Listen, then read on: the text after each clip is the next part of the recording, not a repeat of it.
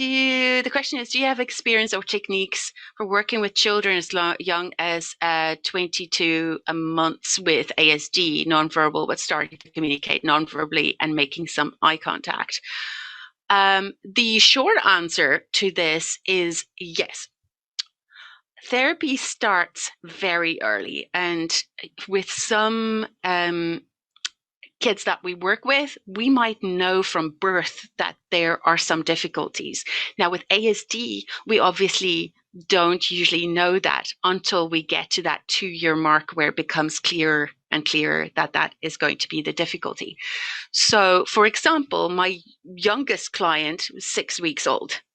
So we can really start young once we know that there's going to be a difficulty, so we can help prevent some of the issues that we know is going to happen, because we know the research says that the earlier you start with your intervention, the better chance you have that you're going to reach a lot more progress a lot faster. It doesn't mean that after 7, when the neuroplasticity in the brain changes a little bit, that you stop learning. Absolutely not. That means I can't learn anymore.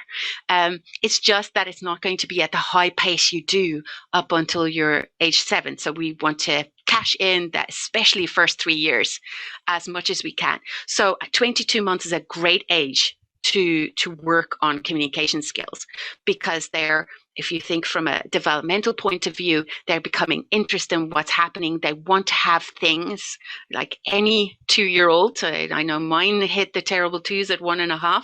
He was very clear about what he wanted, right? Because everything in their little world is about them. And that's typical kids, right?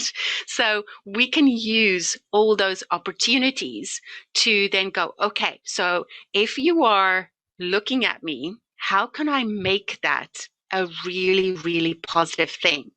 Every time you look at me, shouldn't I make it a big celebration? Right. So it starts with those small things. And when you're saying a child is communicating non-verbally, so if they're dragging you somewhere, or if they're trying to push you where they need you to go, these are all wonderful things to see. Because speech and language therapy is probably a misnomer.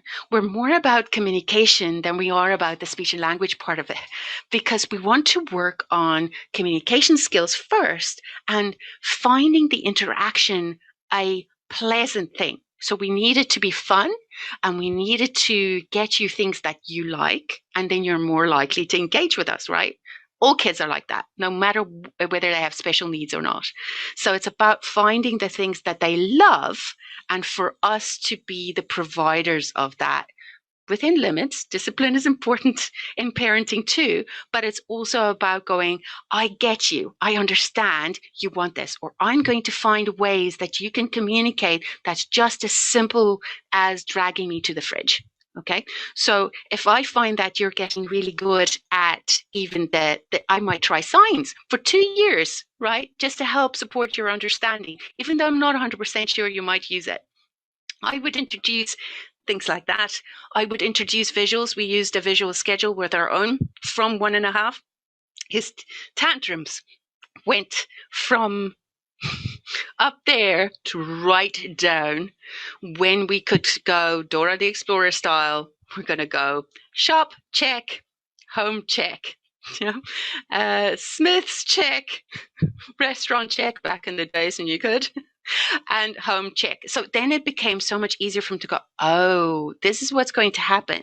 So then the emotional parts and the attention parts and the bits that were worried about what's going to happen dropped down, so he could go, oh, now I'm open to learning things. I'm happier to engage with you now because I don't have to worry about how am I going to get control of my environment, because that's what a 22-month-old is all about. They're great fun to work with. I love that age. I hope that answers your question.